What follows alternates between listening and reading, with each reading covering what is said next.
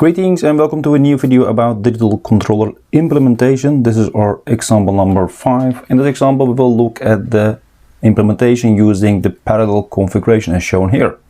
So we will have a second order system that will go into parallel format, and then we will design this in the flowchart. So we will see that in this example. So let's jump to our example.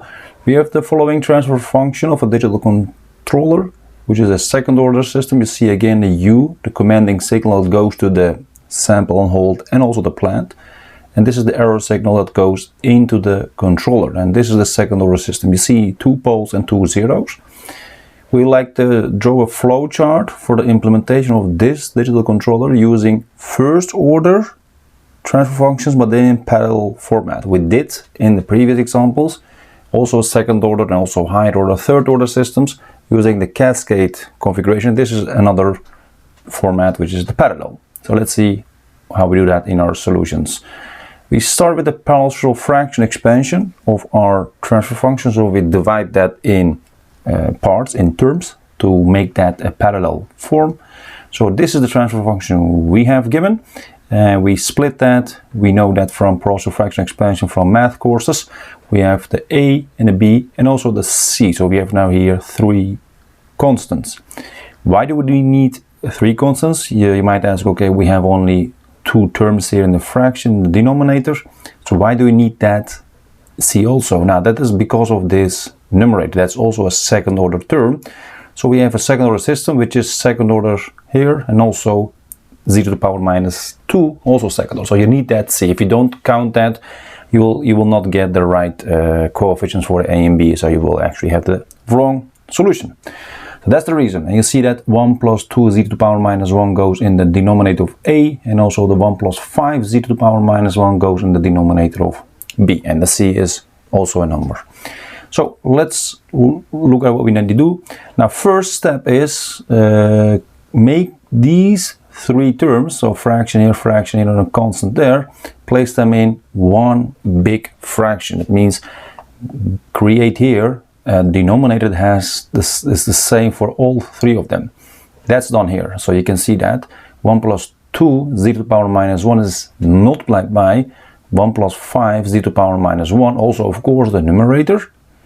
Similar is done for the second term. You see that 1 plus 5 z to the power minus 1 is multiplied by 1 plus 2 z to the power minus 1 in order to get actually again the same denominator, but then you need to also multiply the numerator, so that is mathematically the exact same. And for the C we need to do actually what we need to do in the numerator also in the denominator. So now you can see the 3 terms have the same denominator. Now we know also from again the identity or the formulas or the rules for adding the fractions. If you have the common denominator, you can add them up. And that means you add the numerators, and numerators here.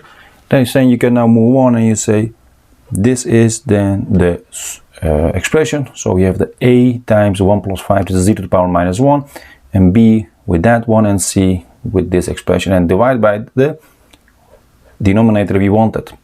Now why do we need that? Why do we want this? Because the D, the actual transfer function of the digital controller, also has the same denominator. So we can then use that in order to calculate A, B and the C.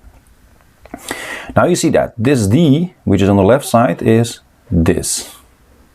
And that is also of course on the right hand side. So we now equate them to each other. We divide out the denominators. What do you get? You get this. So you see 1 plus 6 z to the power minus 1 plus 1 plus 4 z to the power minus 1 is this expression.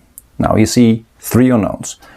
How do we tackle this? There are many other methods to work it out. What I prefer personally is look at the poles of your system or your transfer function and use that to cancel all of the terms except one. For example, the pole here that is minus 2. There's also a pole at minus 5, because then this will be 1 plus minus 1. So it will create then a pole.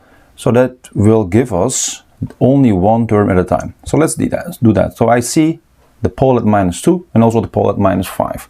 So if I select the pole at z is equal to minus 2, so you substitute actually z is equal to minus 2, you will have this. For the left side, you have plus 6 over minus 2, because z to the power minus 1 means 1 over z. Similar here, and also here, and also the other parts. What do you recognize? Recognize the following. Let's start with the right hand side, with the b term first. Now you see 1 plus 2 over minus 2, which is 1 minus 1, which is, this is 0. This is also 0, it doesn't matter what this is, because this is 0, so this term, second and the third term in the right hand side is 0, they are gone. You only have the a with some constant, and also the left hand side, which is just a number. So what is that? Let's see that. This is a minus 3 here, and 1 plus minus 3 will be minus 2. This is a minus 2 here, so 1 plus minus 2 will be a minus 1. You can see that here, minus 2 times minus 1. And a is effectively, actually, this is actually 5 over minus 2, which is actually a 2.5 of minus 2.5. So we have 1 plus minus 2.5 will be the minus 1.5 or minus 3 over 2. Again, 0 and 0 for the second and third term on the right hand side. This is just a 2. And now we have this expression. Now we can calculate a directly, which is then minus 4 over 3. In a similar form, we now take the other pole, which is at minus 5. So we select for z is equal to minus 5 and then do the exact same method. Just substitute the z is equal to minus 5. Now the a will go, and also still the c will go, but the b will be there. So we have now here, that will be then minus 1 over 5. This will be 1 over 5. This is 0. This is minus 2 over 5 plus 1 will be then 3 over 5, so plus. And the c is gone because this is 0. Now we have this. This is the minus 1 over 25, and this is 3 over 5. Now if you now just calculate the b here, straightforward, will be the minus 1 over 15. Now, we actually don't have any number that makes, let's say, all the term except the c 0, because if I take another, again minus 2, still the c is gone. So what do I do now? Now, since I know the a, that is just a constant, and it will stay the same, and b also for any other value of z, I can say now let's pick a convenient value for z that is easy to calculate, and also use the already calculated a and the b's to calculate c. That means you only have then c as the unknown in your expression. So for example, I take z is equal to minus 1 because it's easy to calculate, because then you get 1 over minus 1, so it's quite easy to calculate. Let's see what happens. And also again, a and the b will be then substituted because we already have them. You see that 6 over minus 1, 4 over minus 1, 5 over minus 1, so everything is just minus 1 for z. Now when you also insert the a's here, you see a is minus 4 over 3, b is minus 1 over 15. So what you have now, you see here, this will be then minus 6 plus 1 is minus 5, minus 4 plus 1 will be minus 3, so this is just a number, this is a number, this is a number, so we have also c because this is a minus 1, I mean minus 2, so it will be together minus 1, this is a minus 4, together you have here now this expression. Now simplifying this, you will get 15 is equal to 16 over 3 plus 1 over 15 plus 4c. Now if you now calculate this together, because 15 minus these two terms, you will get 9.6 is equal to 4c. Now c is equal to 2.4. So we have also our c. Now then we get the following. Now we know the a and b and c. Now we can use this expression and get this d.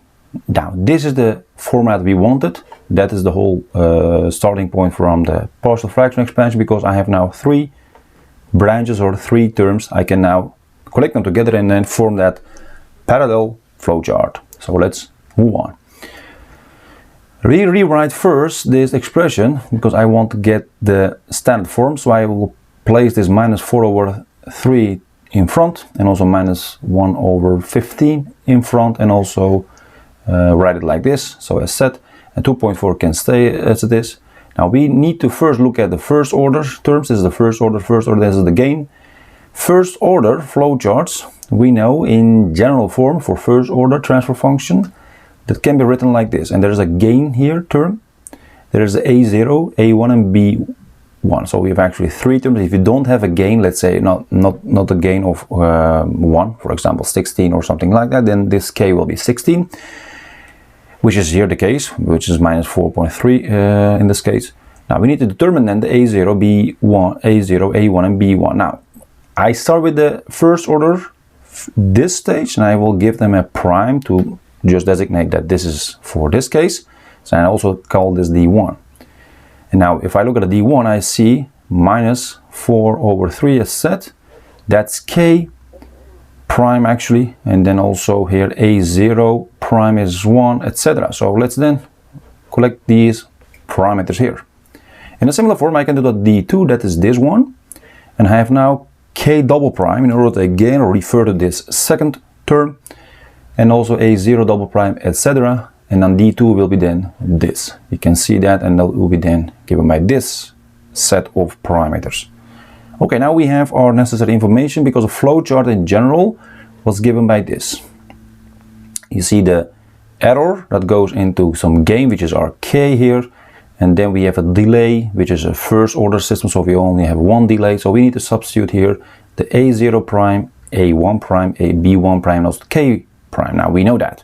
That's all here. So we can now go and then place them in here. So you see the values required. Now this is 0, that means there is no connection here, so it's open.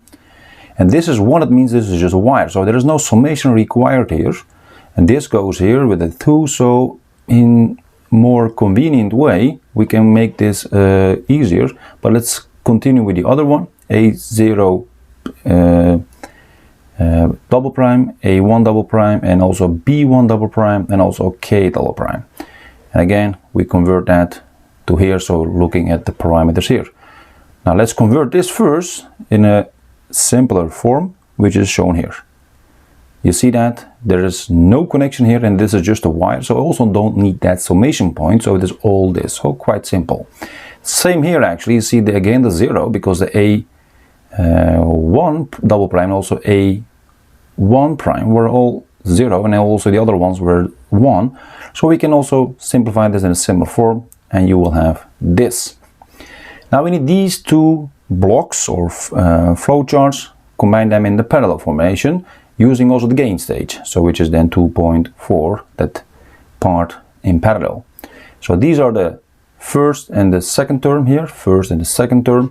So let's continue the total flowchart that's shown here. You can see that this is the gain part, which is 2.4, that goes directly from the error to the U. This is the part for this first part, you see the gain here, and then the first order action, this is the gain again, and the second order part for the second term. Now together you gain this, and this is the collection of all these three terms. Now this is now the final result we required for our flowchart implementation for this second order system using first order transfer functions in parallel configuration.